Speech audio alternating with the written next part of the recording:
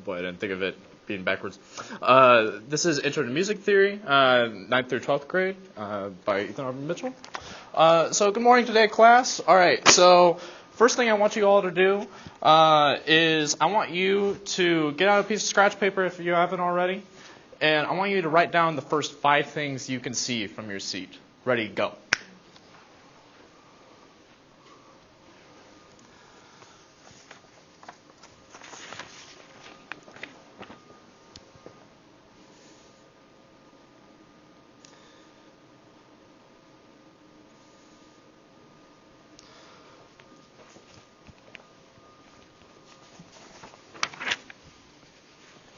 All right, cool.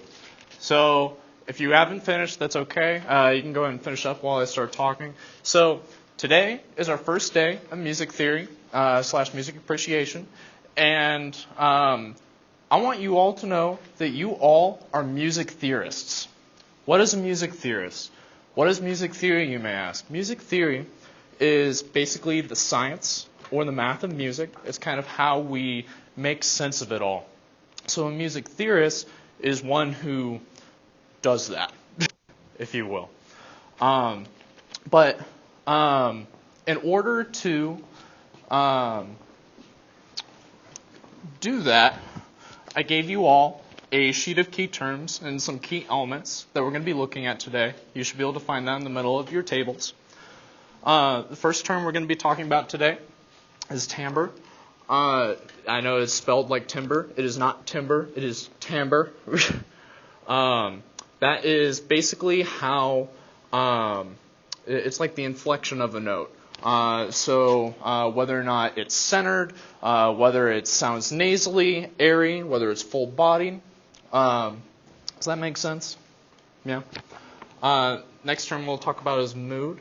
This is the overall feeling of a piece. Style. This is kind of a term that has a lot of umbrella terms underneath it.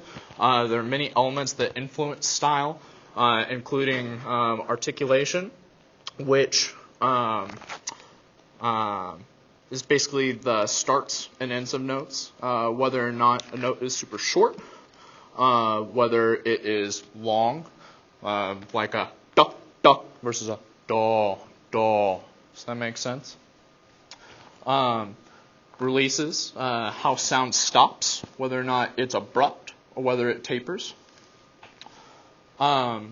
Scoring / texture. There's a couple other terms that I wrote down in your smaller sheets, such as voicing and instrumentation. Basically, this is who is singing and who's playing and when. Meter, which is basically how the tune is divided as far as time, whether or not it is constantly changing or whether it stays constant. Theme, which is basically, today it's going to be what catches the listener's ear. It's going to be what makes the tune catchy. And then personal connection. Basically whether or not you make a personal connection with the tune. So today, we're going to listen to the second movement of Horsetail Grange by Percy Grainger.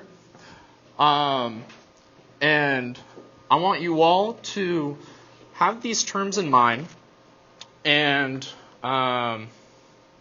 just see what you hear. You can use that piece of scratch paper that you got out at the beginning of class and write down any thoughts that you have immediately. You can use the half sheet of paper that I gave you and reflect on some of these terms if you need a cheat sheet. You can close your eyes if you want to, just don't fall asleep.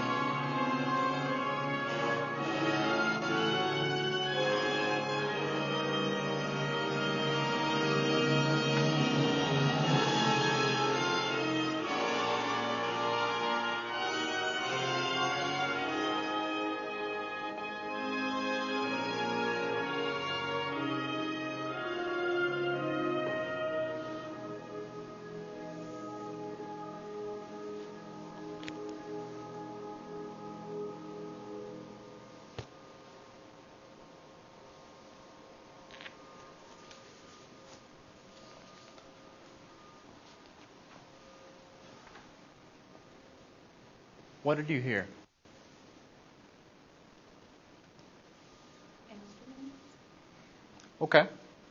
I know that's a very subjective question. What did you hear? It's subjective on purpose. Okay, like It could be anything. For a bit, Yeah. it was like Gone with the Wind, is what, because I was like Yeah. trying to figure out the mood. I was like, it's Yeah. somber. No, it's intense. No, it's powerful. You know, it just there was this vast range, and then it was like, oh, it's Gone with the Wind. Yeah.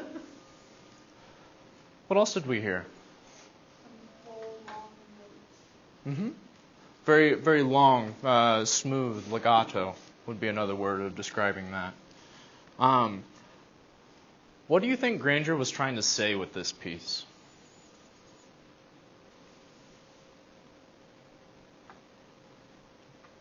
Is it jarring?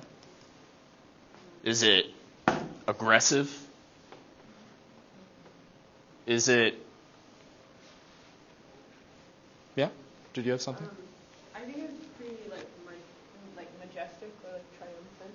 Like, got through something and now we're at the end of it and we're like proud to be at the end of it. Yeah. Did you notice anything? Did you hear where the theme was? The main theme. Did you hear what the main melody was?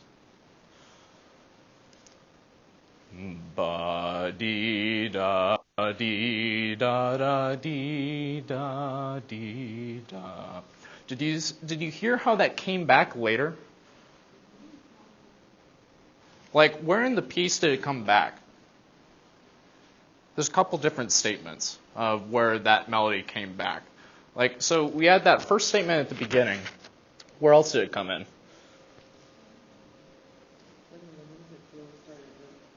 Yeah. Yeah, there was, like, at the hit, right? Yeah. And there was another statement towards the end that was just the trumpet solo, right? How much time do I have? Not much. Okay. So, I want you all to refresh your memory and look at the top of your scratch piece of paper and look at the 5 things that you wrote down at the beginning of class that you saw from your seat. I want you to get up. I want you to find another seat. I want you to look at somebody else's piece of paper and see what they wrote.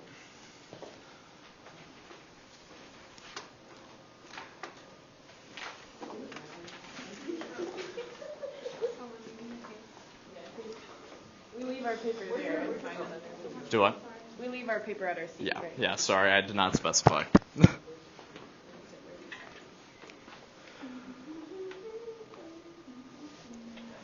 So, I'm going to close with this.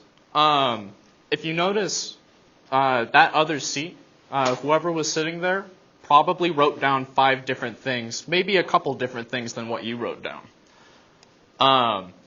And really, that's going to tie into our lesson because, you know, there's always more than one perspective. There's always more than one interpretation to anything. You know, we were all in the same room. We all were given the same lesson. But what we saw and what we took away from that lesson was different. That's the cool thing about music. Thank you.